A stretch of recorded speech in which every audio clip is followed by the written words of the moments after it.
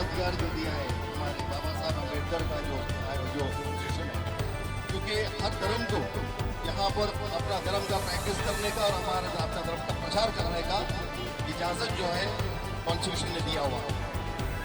उसके हिसाब से जो बिल पास हुआ है, मेजॉरिटी के हिसाब से ये बिल पास हुआ है। वो अल्लाह की तरफ, अल्लाह के लिए, अल्लाह की तरफ जो वक्फ किया जाता है, अपना संपत्ति या अपना प्रॉपर्टी या अपना कोई भी और, वो किसी का इंसान का नहीं होता है, अल्लाह का होता है, और वो लोगों का भलाबूदी का काम के लिए उसको इस्तेमाल होता है।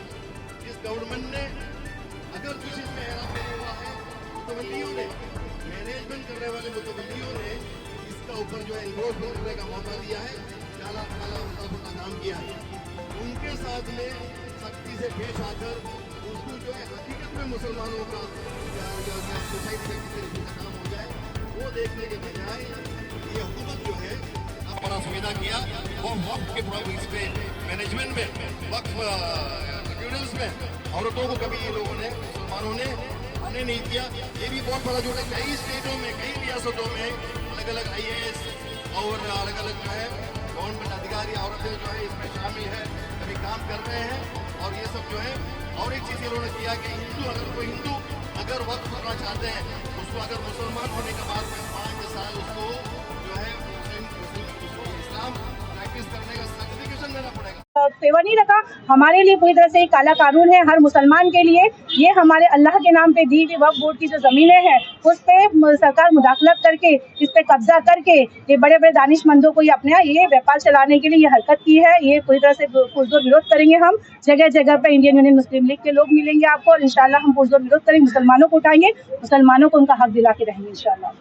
ये शुरुआत है मुसलमानों के नाम से। ऑलरेडी जो है क्रिश्चियंस के नाम पर जो ऑलरेडी इन्होंने शुरू कर दिया है। ब्रिटिश के ज़माने में जो चर्चिस के लिए और बाकी जाओ इसके लिए जगह दिया गया है, उसके ऊपर अभी ये बिल पास होते ही जो है उसके ऊपर सवाल निशानी खड़ा कर दिया है। पूरे सोशल मीडिया में चल रहा है। क्रिश्चियंस को जो जगह ब्रिटिश हुकूमत ने दिया, उससे 99 ईयर्स का लीज पर दिया, वो वापस लो करके शुरू हो गया है।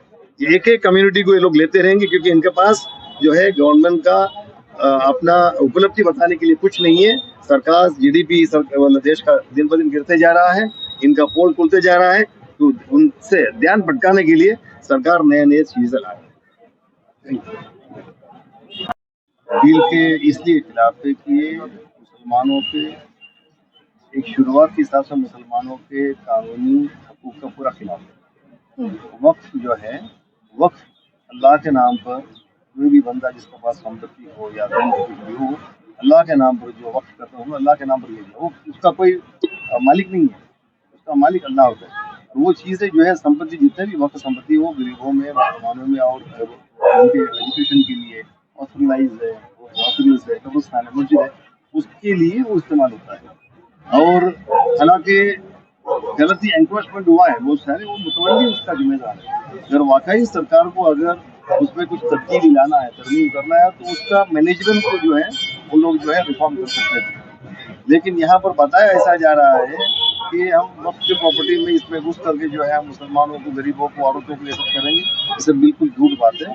इसमें सबसे चीज़ जो है, इसमें इक्वलिटी का जो है आर्टिकल 14 का जो पूरा उल्लंघन किया गया है, कॉन्स्टिट्यूशनली पूरा गलत है।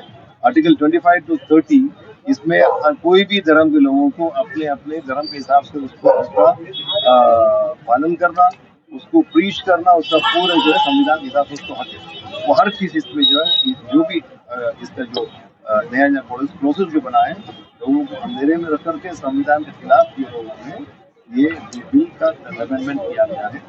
जिसमें पहला ऐसा था कि ये कह रहे थे, लोगों को ऐसा गुमराह कर रहे थे कि ट्रिब्यूनल ने एक बार फाइनल फैसला कर लिया, उसके बाद में ये चैलेंज नहीं हो सकता था। गलत बात है। बहुत सारे हिंदुस्तान के कोर्ट के अंदर जो है गलत बहुत सारे केसेस चल रहा है। और एक बात है कि बहुत सारी संपत्ति जो है वक्त का लोगों ने राइट लिया है अलग अलग तरीके से। उसके ऊपर जो है वक्त की प्रॉपर्टी के ऊपर लिमिटेशन का कानून पहला नहीं था। लिमिटेशन ऐसा है कि 12 साल अगर कोई प्रॉपर्टी किसी का मतलब कब्जे में, पोजीशन में, उससे वापस नहीं ले सकते अगर उसका ऊपर लिमिटेशन है। वक्त का कानून के हिसाब से जो है लिमिटेशन नहीं है, वक्त के ऊपर लिमिटेशन है। अब ये सरकार ने लिमिटेशन डाल दिया ताकि तुम्हें पता है कि किस किस के पास वक्त का प्रॉपर्टी है। मुझे नाम लेने की जरूरत नहीं है। बड़े बड़े जो है इंडस्ट्रीज के पास भी वक्त का प्रॉपर्टीज है। लिमिटेशन लगाने से क्या होगा, वो प्रॉपर्टी ऑटोमेटिकली उनका हो गया। दूसरा बात ये कहते हैं कि अगर कोई डिस्प्यूट जगह है, ऑटोमेटिकली वक्फ का जो है उसका अंदर से वो टैग निकल जाता है। ये डिस्प्यूट पैदा करना 1 सेकंड का काम है, 1 सेकंड में डिस्प्यूट हो जाएगा। इस तरीके से आप जो है मुसलमानों के अपने आस्था से जुड़ी हुई चीजें हैं, अपने फेथ और अपने ईमान से जुड़ी हुई चीजें, वक्फ सिस्टम, वो जो है मुसलमानों के लिए दिया हो गया। और हिंदुस्तान के अंदर हर धर्म का अपना अपना कानून है। हिंदू धर्म का अपना कानून है, और सिख लोग का अलग है, क्रिश्चियंस का अलग है। ये कहते हैं कि केरला में मुनम्बम बोल के जगह का मसला चल रहा है, 600 एकड़ जमीन का मसला चल रहा है, वहाँ पर क्रिश्चियन फैमिली ज्यादा रहते हैं। जब वो मसला निकला तो मुस्लिम लीग का केरला का सदर प्रेसिडेंट सईद सादिक अली शिहाब, उन्होंने पूरे क्रिश्चियन कम्युनिटी को अपने बाकी सपनों को साथ लेकर मीटिंग किया और ये उनको मतलब भरोसा दिलाया है कि कोई भी हिसाब से उनको यहाँ से खाली नहीं कराया जा रहा।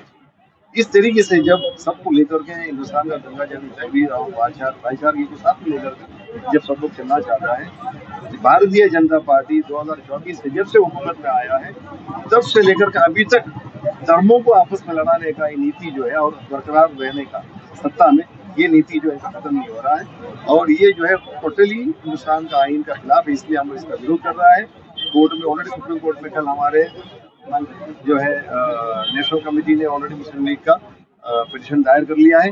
उससे पहले हमारे एमपी ने 500 एमपी ने मिलकर के कोई भी जब नया बिल बनता है राष्ट्रपति का उसका सख्त लगता है, मोहर लगता है।